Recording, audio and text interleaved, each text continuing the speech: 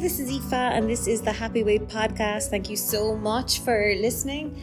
So today I want to talk about speaking our goals and dreams into existence. And I'm mainly, of course, talking about the style of eating we want to do, the kind of relationship with food we want, the kind of persona we want to have with food in our life and in our world, and also our relationship with our body, our weight, our clothes size, all of that stuff. So if you think of it like the ideal you avatar, what she would be up to, what she would be sounding like, we're really going to be covering that on this episode now.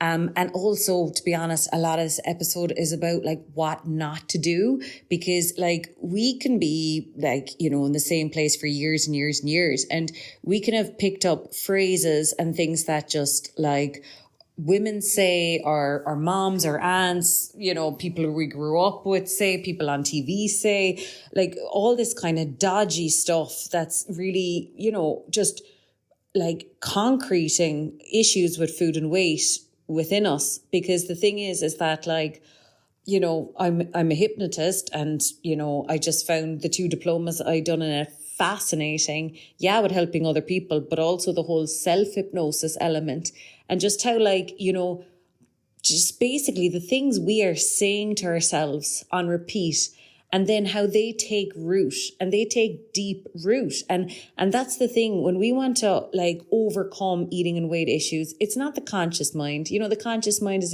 I'd like to lose weight. If everyone who said, I'd like to lose weight, lost weight that easy, that would be the conscious mind. But it's always what's underneath the water with the iceberg, that's how the subconscious and conscious mind is always often represented, that the iceberg above the water is your conscious mind, but all the part under the water is the rest of the iceberg, is your subconscious mind. And that is the dude that's important for where you're at with your eating and weight. And we are always contributing to the beliefs that our subconscious mind has by the things we're thinking on repeat, but especially the things we're saying on repeat. Because every time we're saying something out loud, there's the listener part of our brain being oh, right, is that who she is?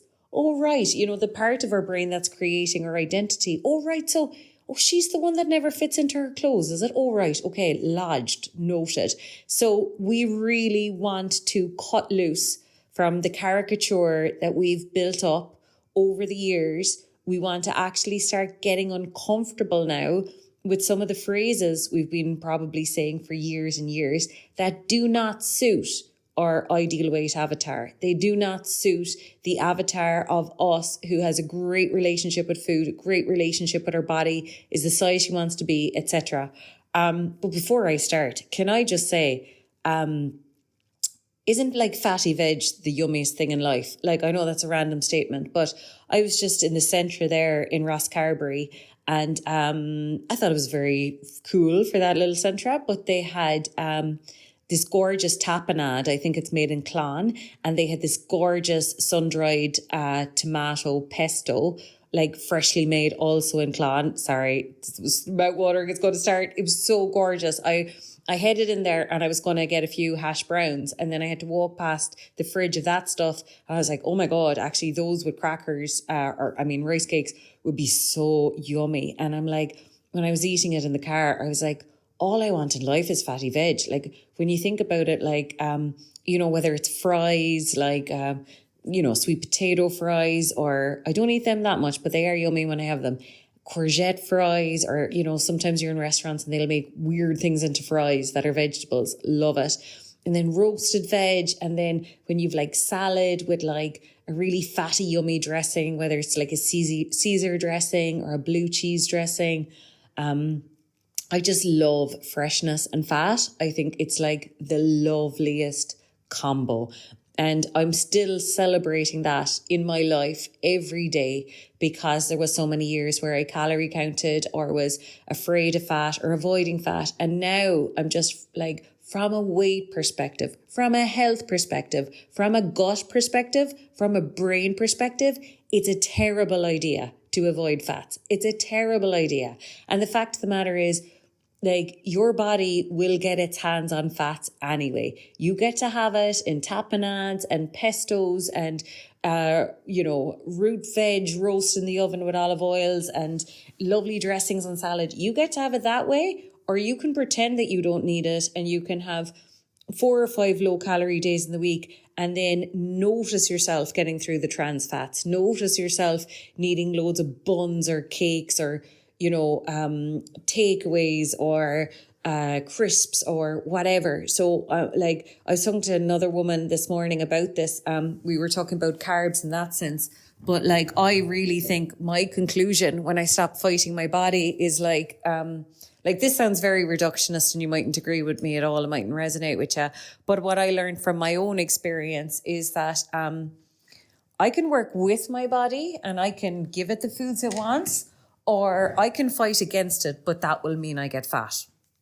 I'm sorry, but for me, it was that simple because when I started listening to my body, it was my body wanted, bread with breakfast or something. Whereas on a diet, it's well, you're not having bread with the eggs. You will just have the eggs. You will not have the bread. And the thing is that when you're listening to your body, it never will ask for a loaf. It's unlikely you would feel very comfortable after eating a loaf of bread, unless you were very hungry or very calorie deficit altogether. But, that's the thing with the body. It wants some, it doesn't want none, it doesn't want loads. Whereas when you don't listen to the body and instead you listen to your mind will do the whole good day, bad day thing. It will either say no bread or actually, hey, let's have all the bread.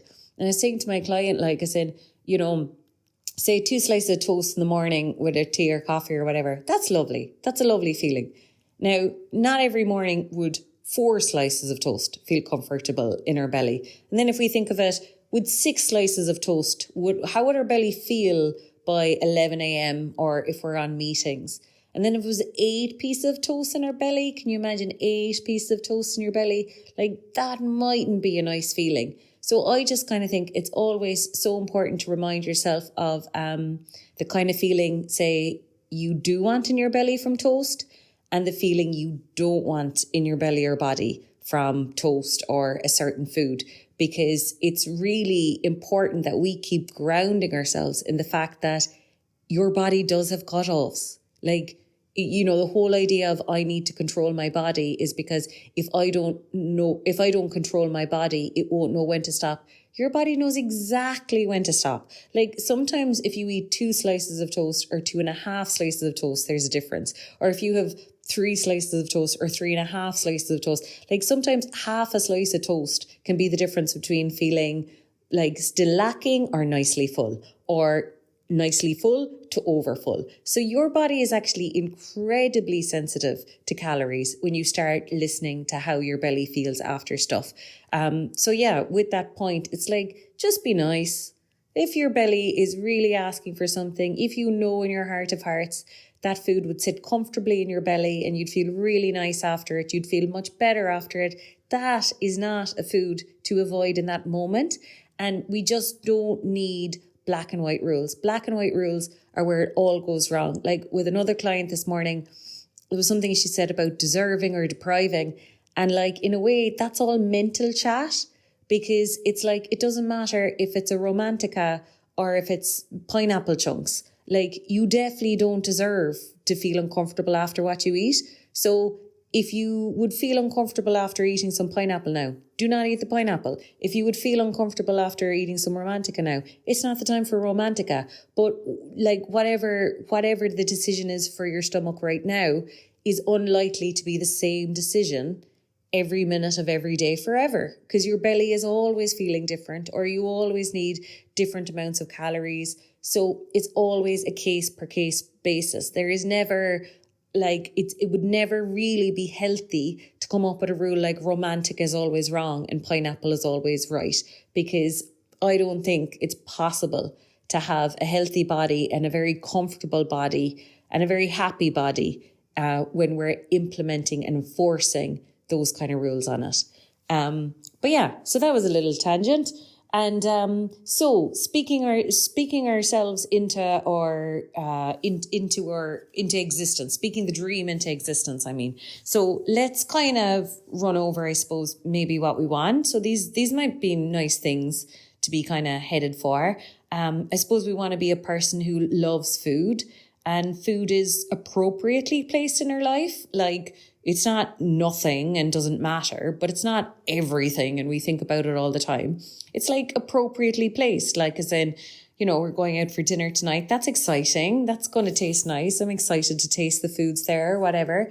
But we wouldn't be thinking about it all day. And then we're healthy, like we're maybe a healthy size we want to be. And like, we don't need to be shredded and on the front of magazines. We don't need to be flaunting it. We don't need to have a personality transplant and be all, really surface now and, just into looks or anything. Like, we don't want that, but we also don't want to be hiding away, and we don't want to be invited to stuff and not be letting ourselves go to it in case people notice our weight or because we don't have any clothes to wear or whatever. So I suppose we want a lovely halfway house between those two too, that we're just like, it's our own private business, our body, and we like it and it's doing well for us, and there's no problems, and it's not the be all and end all. And it's not nothing either. We're grateful for it. Of course, we're grateful for it. So that might be a nice place to be with that. And we're confident and flexible with food. So we're cool with food. We don't judge it. We don't judge other people's diets.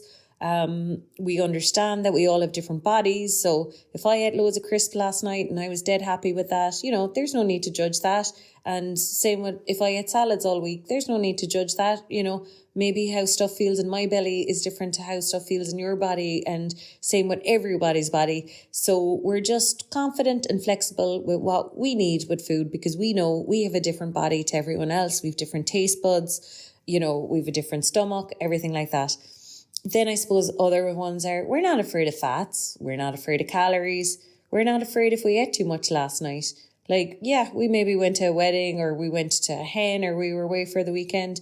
And yeah, we might have eaten too much, but you're like, it's no big deal. We didn't shoot someone. We're not going to wake up a size bigger or anything. Like, that happens. Like, that's life. Life is, people going places, sometimes food being lovely, sometimes eating more than we need or whatever. But it's not a reason to shame ourselves. It's not a reason to be scared. We can be cool with that. So I suppose if we imagine all of that for our future, sorry, I should have said all that in a different way because I kind of muddled what we don't want and what we do want. But hopefully, I'm kind of painting a picture there of the ideal you that you're becoming, right? And make her a she. Like, she is there. She is someone you can imagine what she'd say, what she'd do. You could even make a vision board about this, what she'd wear, what she'd not wear. So be very clear on who she is and who she is not. Because I suppose a few of my ones were that who she will not be. I never wanted to be one of those Pinot Grigio slim people who'd doesn't have passion for food and, counts up Weight Watchers points and uses it all on alcohol. I always thought that was so grim. And also I never wanted to be someone who smoked my way to slimness. I'm so grim. Also never identified with the fitness world at all, really, or the gym bunny world. Don't care, don't get it. Not my version of health. So, so be really clear on who you will be and who you won't be as you're getting healthier, mainly when you're healthier, when you're at your goal, who you will be and who you won't be. So then, right, when we're speaking stuff out of existence, and I think this is really sad, right? Because like I said, our brain is listening to everything we say, and you might say one fleeting comment to one friend and then meet another friend 2 days later and say another fleeting comment. And yeah, so all those friends are hearing a negative comment from you once a month, but your brain is hearing a negative comment from you once a week or twice a week. And it's all leading to something. You're building a persona there. And it's just kind of like, are you sure? Are you sure this is the caricature or the character you're going to play in the movie? This is who you want to be. So, kind of sayings like, oh, sure, geez, I'm bait into this dress. Oh, sure, nothing fits me anymore. I couldn't find anything to fit me. Or, throwing comments back in people's faces, like they compliment you on something and you're like, oh, sure, I don't know, God, I look awful and everything. Oh, geez, you're the weight on me or whatever. Like, obviously, those things are the first to go. And I've noticed this in other areas of my life and the mindsets I'm actively changing. I find it really hard because you have to hold your tongue if what you're about to say lines up with the person you were rather than the person you're becoming. Like, you have to just bite your tongue. Like we have to put our money where our mouth is and kind of say, like, no, I'm invested in this change, and like me getting different results, like me eating different, like me having a different life with my eating, with my weight, with everything. Like, nothing changes until we change something. So we can't be going around the place, the same person we've always been, and then expect different results. So it's really important to catch any of these, like, negative statements about your body before they get a chance to leave your mouth. Like, really catch them. Okay, so the next one is, I think this is a big one as well, kind of always bringing up food or weight or calories or diet. Like, for me anyway, that's how I know someone has a problem outside of work. Like, it could be a very kind of just normal situation where, I don't know, there's a selection of people and we're in a certain place and just normal conversation. And then someone's kind of on about what they ate at lunch and, why they gained weight or something. And you're like, is that really an appropriate place to bring it up? And you see, the thing is, like, weight problems are actually thought problems because we're ruminating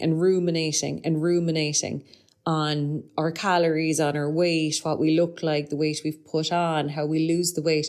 So there's a lot of airtime in our head being spent on eating and weight issues, and it has to come out. It's like if you squeeze an orange juice comes out, because there's so much of it going on in our head.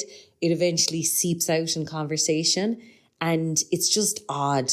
Like, it is odd. I'm sorry. It's odd to tell people what you ate for breakfast or what you ate for, meals, or not me, obviously. I'm a dietitian, and, if you're paying and working with me, like, I love to hear it and I'll remember it all. And there's no amount that's too much. But I mean, in daily life, like, that's strange. It's really strange. And like, we have to see it as strange. I think for ourselves, we have to be like, that's odd to, when there was nothing really, leading up to that conversation, but I told that person how I was slimmer before COVID. Like, that's weird. Like, you did not need to tell that person you were slimmer before COVID. So just catching ourselves, telling any bit of a life story about our dietary intake or our weight history, like, don't go there. Do not go there. Because also it just shows our shame. It just shows that it's something we're trying to resolve or rectify or not feel shame about. And we're bringing it up for fear someone thinks we're not aware of our weight, or they think we're not aware that we've changed. But it's like, we just don't need to do that, and the thing is, of course, we're all aware of our weight. No one is more aware of their weight than the person themselves. So, you don't need to bring it up before someone else does. So that's all awful stuff we definitely want to stop. Then, another one is fawning over other women's weight. So like, oh, geez, what I wouldn't give to fit into a skirt like that. Oh, geez, aren't you lovely? And oh, God, if only I could wear clothes like that. And now that I say that, I know that's more an older generation might sound like that. And if you are an older generation, hopefully you don't do that. But that has to stop, because it's like, what are you doing? You're creating a massive separation. You're creating a massive them and us. Like, oh, she's all the way over there in her lovely clothes, in her clothes that fits, and look at me all the way back here, so far away from her distant land. And like, how I see it is that if we really want this, right, like, we're basically in a daily interview with the universe of, do you deserve it? Do you have the persona to match someone who's a healthy weight? Do you sound like someone who's a healthy weight? Do you appreciate your body? Would you be a good minder of a better body? Like, are you minding this body really well? So would you mind another body really well as well? And if we think about it like an interview, right? It's kind of like, imagine if you were going for a job as a manager or something. And then at the interview panel, they were like, oh, and what do you think of yourself as a manager or something? You'd be like, oh, sure, manager's amazing. Oh, geez, and sure, how do they do it all? God, I can't even imagine how they do it all. Aren't they amazing? Geez, I could never be like that. And creating that big separation between you and managers, pretty sure the panel would be like, all right, yeah, okay, fine. So like, you're not getting the job. You sound like you're not familiar with the concept of being a manager at all. So not a hope are you getting the job. And so, like, I hope that makes sense, but we're kind of doing that by putting other women on a pedestal. Like, you're on the same team as them. I think if you're not feeling your natural weight, if you're not happy with your weight, this is just temporary fatness. It doesn't matter if that temporary fatness has been there for 40 years. Like, weight is the most temporary thing on your body. Like, it can go. It's fuel in a fuel tank waiting to go. It's like if a Ferrari is parked in a garage and if it's been sitting there for an hour or a week, the petrol or diesel or whatever it runs on is just as willing to be burnt up and used up. And it's the same with the energy on our body. It is willing and waiting to be used up and burnt up. It's just waiting for an opportunity. That's all it is. It's just a case of opportunities where our body gets to use up some of our excess stores. So you're not any different from anyone. You know what I mean? And then anyone you could be putting up on a pedestal, like, who knows, like, God forbid, they might get something wrong with them, or they might, something stressful might happen, or they might be grieving someone, or they might get an illness or something, and they could be a totally different weight in 6 months. So, like, we all could be a totally different weight in 6 months. So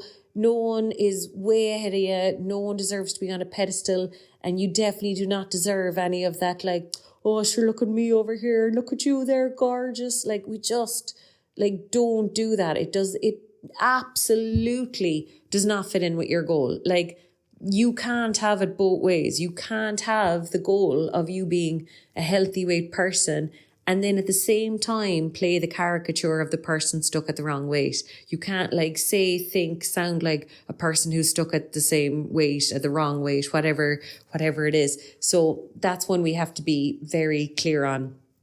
Then the next one is food. So, saying things like, oh, geez, I can't have them in the house, or take them away from me, or, oh, geez, if I've one, I'll eat the whole lot. Like, just don't be saying any of those things. It doesn't exude any confidence. And, even if all those things feel very true right now, that you can't have chocolate in the house because you'd eat it all, it's grand, but don't say it.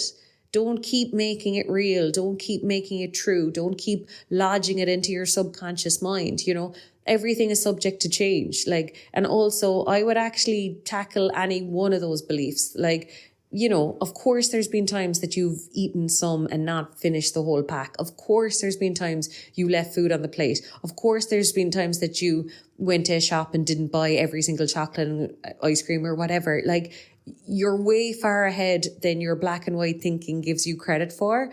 And you can have stuff in the house and coexist with it. Like, you definitely, if you were to do enough digging in your memory, there have been times where you've been coexisting with yummy food and you didn't have to eat it all. So let's, like, unravel that side of your character a little bit, that whole stereotype. Like, it's not true. You don't want it to be true, and you definitely don't want it to be true in the future. So it's a little bit of a fake it till you make it. Like, don't be saying those things. Like, like, what's her name? Rhonda Byrne in The Secret talks a lot about this. Well, Esther Hicks does as well.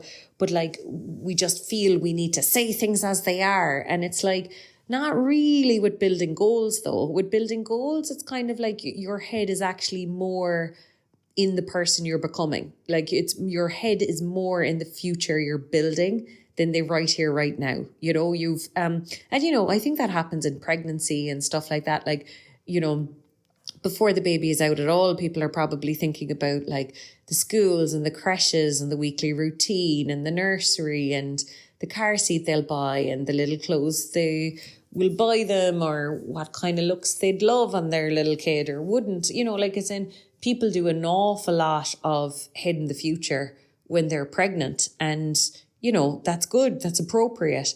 And it shows confidence. Like it's the expectation that a baby will be here someday.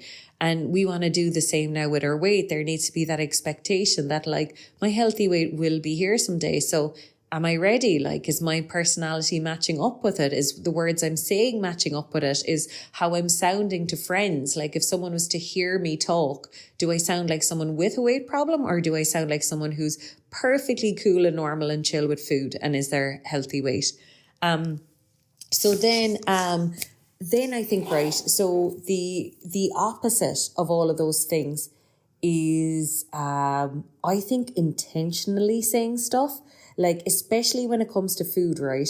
Because if we're not in a good place with food, we're kind of afraid of fats, we're kind of afraid of calories, we kind of judge ourselves on how much we eat, we kind of think we're greedy messes that should be ashamed of ourselves. So there mightn't be much commentary on food, and especially not fatty, yummy food. So now I remember doing this, I would push myself out of my comfort zone to be like, oh my God, these crisps are amazing, aren't they? I love these crisps. My God, I have to take note of this brand now and buy them during the week. Because if you think about it, a dieter would be like, oh geez, sure, I shouldn't be eating these, and these are the last ones now I'll eat for ages.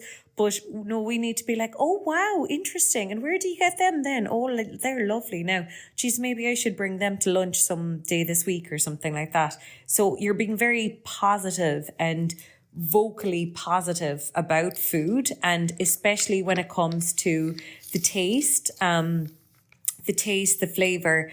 And then separately, I suppose a good one is really vocalizing your fullness, because and your hunger, because this is another thing that I remember doing all of this for the first time, and in your head it's almost like system overload, because you're actually going against your old programming, because the old programming is like, you should be ashamed of yourself, don't even highlight the fact that you're eating chips or whatever, or gee, sure, you can't be trusted at all. You're all over the place. You should be on a diet. So don't be talking about your hunger and fullness. Sure, you don't know what you're at, kind of thing. Like I wasn't even aware of my hunger or fullness, to be honest, when I had eating and weight issues.